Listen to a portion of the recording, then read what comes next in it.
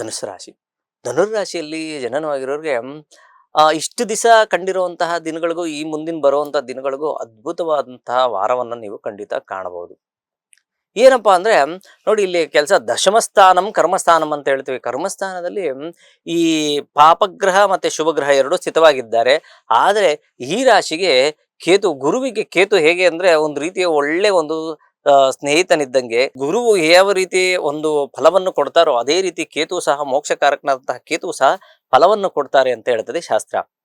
ಯಾವ ರೀತಿಯಾದಂತಹ ದೈವ ದರ್ಶನವನ್ನು ಮಾಡುವಂಥದ್ದಾಗಿರ್ಬೋದು, ಹಣಕಾಸಿನ ವಿಚಾರದಲ್ಲಿ ಸುಧಾರಣೆ ಕೊಡುವಂಥದ್ದು, ಯಾವುದೋ ಹಳೆಯ ಒಂದು ಸಮಸ್ಯೆ ಬಗೆಹರಿಯುವಂಥದ್ದಾಗಿರ್ಬೋದು, ಕುಟುಂಬದಲ್ಲಿ ಸ್ವಲ್ಪ ಸಮಾಧಾನದ ವಾತಾವರಣ ಕಾಣುವಂಥದ್ದು, ಮಕ್ಕಳ ವಿಚಾರದಲ್ಲಿ ಲವಲವಿಕೆ, ಪಂಚಮದಲ್ಲಿ ಉಚ್ಚ ರವಿಯು ಸ್ಥಿತನಾದಾಗ ಮಕ್ಕಳ ಒಂದು ಉತ್ತರೋತ್ತರ ಅಭಿವೃದ್ಧಿನೂ ಸಹ ಕಾಣುವಂಥ ಸಾಧ್ಯತೆ ಇರ್ತದೆ. ಈ ರೀತಿಯಾದಂತಹ ಒಂದು ಒಳ್ಳೆಯ ಶುಭ ರಶ್ಮಿಗಳನ್ನು ನಿಮ್ಮ ಒಂದು ಕ್ಷೇತ್ರದಲ್ಲಿ ನೀವು ಕಾಣಬಹುದು.